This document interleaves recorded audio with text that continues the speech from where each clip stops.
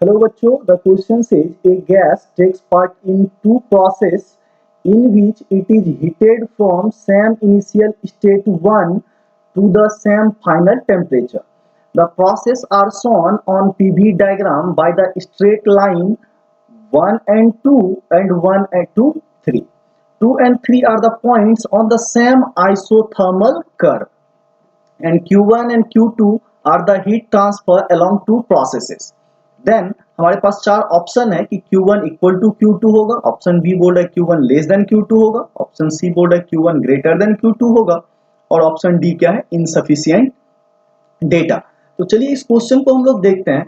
तो सबसे पहला जो आपको तीन स्टेट दिया हुआ, राइट, स्टेट 1 से 2 गया है और स्टेट 1 से कहा गया स्टेट 3 गया है। तो हमें पता है कि T2 जो होगा वो इक्वल टू क्या होगा, T3 के, राइट। ये कंडीशन हमें पता है। और अगर हम बात करें फर्स्ट लॉ ऑफ थर्मोडायनामिक्स की, राइट, तो जो फर्स्ट लॉ ऑफ थर्मोडायनामिक्स बोलता है वो क्या बोलता है, Q जो होता है वो क्या होता है, delta U change in internal energy या plus work done W, right.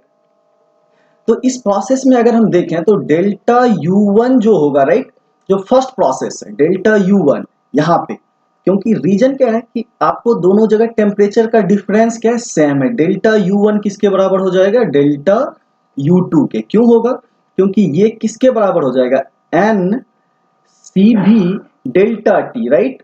तो डेल्टा T आप चेंज इन टेम्परेचर क्या बोल सकते हो कि T2 माइनस T1। और अगर U2 के लिए लिखेंगे तो क्या होगा, T3 माइनस T1। तो दोनों ही केस में डेल्टा T जो चेंज इन टेम्परेचर है, राइट, वो क्या है, सेम है। तो इसलिए डेल्टा U1 और डेल्टा U2 क्या होगा, सेम होगा। नाउ वर्क डन की बात करें तो राइट, वर्क डन क्या होता है आपका, NRT ln V2 by V1। तो अगर हम फर्स्ट प्रोसेस में देखें, राइट, Q1 में, तो W1 NRT ln क्या हो जाएगा, V2 by V1, राइट। और अगर आप W2 की बात करोगे तो ये क्या हो जाएगा, NRT ln V3 by V1, right, V3 by V1। और हमें पता है कि जो V3 है वो क्या है, ग्रेटर देन V2 है, राइट।